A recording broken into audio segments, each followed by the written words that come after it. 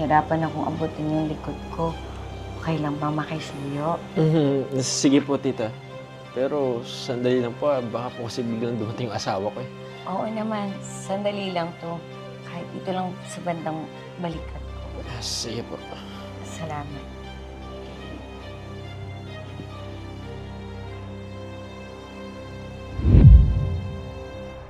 Ay, sigurado kung okay lang na makitira tayo sa tita mo habang naayos yung bahay natin.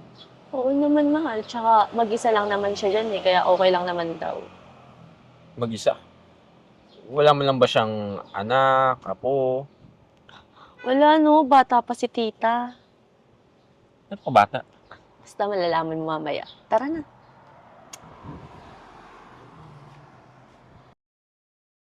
Oh, buti naman nandito na pala kayo. Opo, tita. Kayo din po kasi yung pinakamalapit sa amin eh. At kailangan din po kasi namin tignan-tignan yung bahay mula sa pagkasira sa bagyo. Ano ba kayo? Open itong bahay na to, lalo naman sa'yo. At saka, buti na isama mo na rin yung asawa mo at nakilala ko na rin. Huwag kayong mag-alala. Mag-enjoy kayo dito sa bahay. Feel at home lang kayo palagi. Ano nga pala tong dala nyo? Ah, biskwit po. Nagdala na po ako ng biscuit kasi sabi po ni Eya, mahilig daw po kayo sa ganyan. Ah, naku, salamat. Nag-abala ka pa. Actually, favorite ko talaga to, pero nag-maintain ako ngayon kasi ng aking health at saka ng body ko ngayon. Ang ganda nga po eh. Ah, maganda yung ano. Ay, yung diet niyo po, narinig ko na din kasi sa iba yan eh, maganda raw. Ah, oo. Nakakatuwa naman tong asawa mo, Eya. Ang daming alam. Pero napansin ko na hawig siya ng Tito Almer mo, ano? Oo nga po eh, ang dami po nagsasabi niyan. Ah, sige. Huwag kayong mag-alala. Malaki naman tong bahay. Feel at home lang kayo dito at sigurado ako mag-e-enjoy kayo dito. Salamat, tita.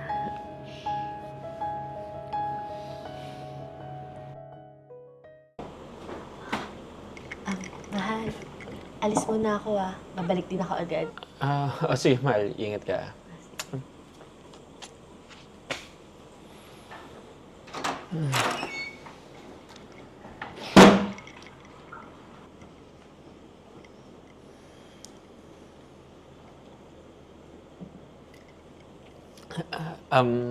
Tita, kailangan niyo po ba ng tulong kanina? Kasi parang busy po kayo eh. Ah, hindi. Wala. Mag-relax ka lang muna. Kapag kailangan ko na lang, tatawagin na lang kita. Sige po. Sige, CR muna ako.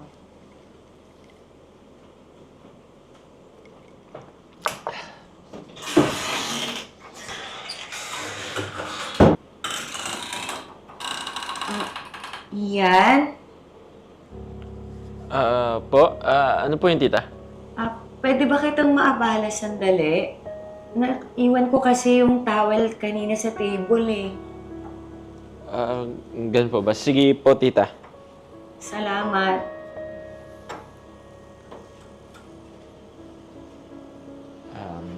Ito po. Salamat. Wala po nga naman.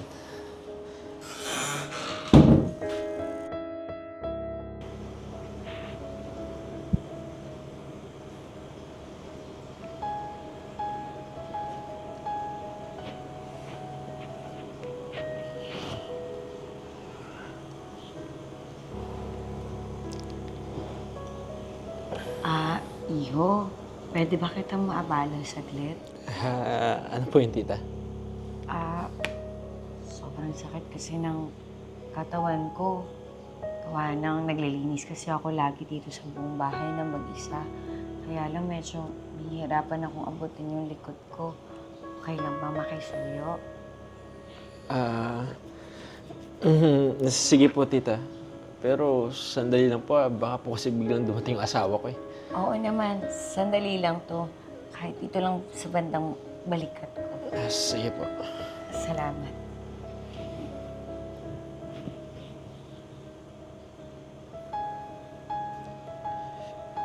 Naku, ang sarap mo palang magmasahe, Ian.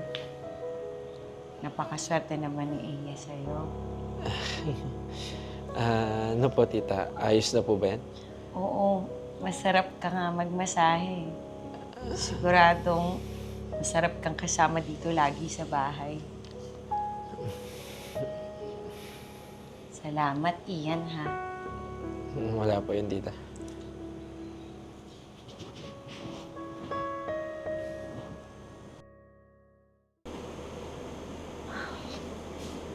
Mahal, ang tahimik ka yata.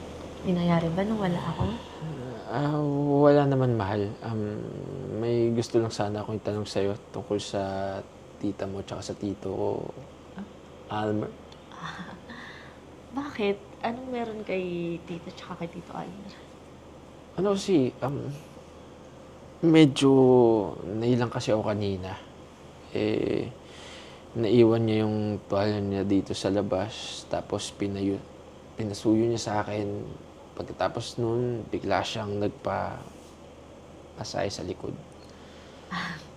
Ganun lang talaga yun si tita. Malambing sa lahat. Lalo na sa mga kaibigan ko tsaka sa mga pinsan ko. Hindi, medyo iba kasi yung dating eh. Ang lagkit kasi nung tingin niya eh. Tapos sabi niya pa sa akin na kahawig ko daw si Tito Almer. Well, totoo naman. May hawig ka sa kanya. Alam mo, sabi nga nun ni Mama, si Tito Almer daw yung pinaka-pogi sa pamilya. Kaya siguro nagpa-flashback kay tita.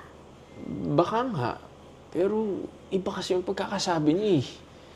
Sabi niya sa akin, alam mo, ikaw talaga parang kahawig mo sa itsura si Tito Almer. Ang bigat ng pagkakasabi eh. Paano ba namatay si Tito Almer? Namatay siya 5 years ago. Na-stroke kasi. Sobrang devastated nga si tita nun eh. Kasi ang bata pa ni tito nung namatay siya. Kaya simula nung namatay si tito, hindi na siya naghanap ng iba kasi mahal na talaga yun si Tito Almer. Pero nung namatay si Tito Almer, hindi mo lang ba siya nagkaroon ng ibang boyfriend? Wala. Si Tito Almer lang yung naging asawa niya. Tsaka sobra na kasing minahal yun eh. Pero kahit ganun siya, alam mo, hindi pa rin siya nagbago. Ganun pa rin siya kalambing. Kaya huwag ka na mag-isip ng kung ano-ano dyan. Baka nga. Pero hindi kasi maalis sa isip ko yung tingting niya eh. Ay, naku, mahal. Alam mo si tita, sobrang bait nun. Kaya huwag mong bigyan ng meaning yung mga ginagawa niyo. Baka naman nagpapalambing lang siya kasi alam mo na, nasanay siyang mag-isa lang siya dito sa bahay. Well, siguro nga. Ayaw ko lang naman na mag-isip ka na masama sa akin, mahal eh. Alam ko naman wala kang gagawin na ikakasira natin. Kaya okay lang yun. Hayaan mo lang si tita. Relax ka lang. Tsaka kung may gulo man, sabihin mo agad sa akin ha. Oo naman, mahal.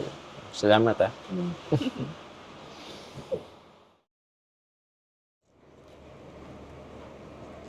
Oh, Eya, ang aga mo ata nagising. Aalis ka ba?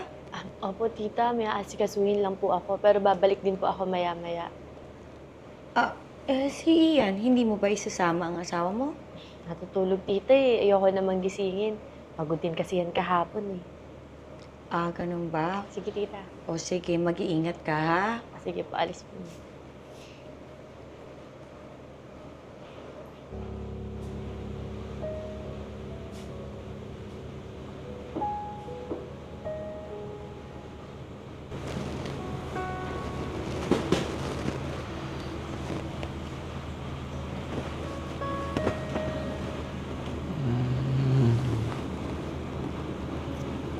Almer, miss na miss kita. Ang lambot naman ng kamay mo, mahal.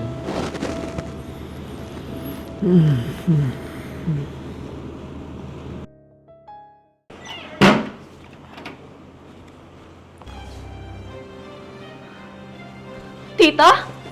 Ano ginagawa mo? Pasensya na. Tita, ang ginagawa niyo dito? Pasensya na, Ian. Eya, nadala lang talaga ako ng emosyon ko. Tinitingnan ko lang talaga kanina yung mukha niya kasi kamukhang kamukha siya ng Tito Almer, bro. Tita? Bakit mo nagawa sa akin to? Sa asawa ko pa talaga?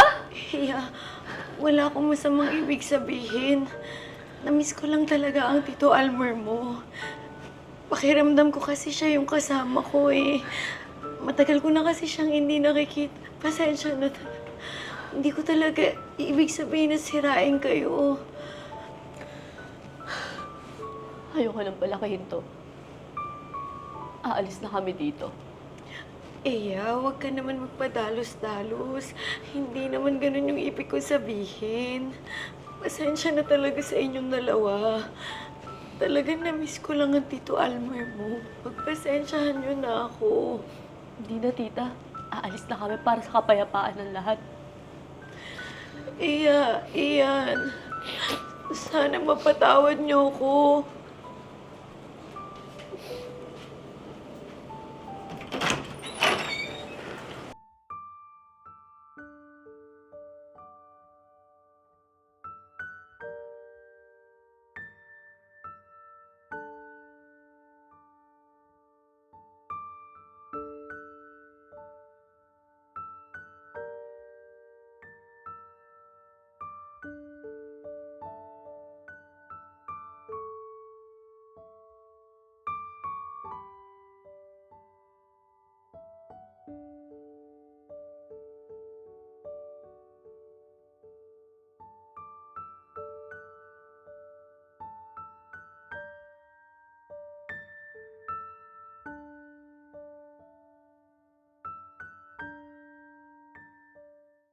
Hi guys, I'm Ea Aison. Stay connected and don't miss out on our new content. Subscribe to our YouTube channel, follow us on Facebook and TikTok. Watch out for our exclusive events solely for our YouTube membership. With the crazy ones, life never gets old. So sweet. Oh yeah. So wherever we go, the story's told. With the crazy ones, life never gets old. Let's go. Living this life, feeling it in our soul. With the crazy ones, yeah, let's roll.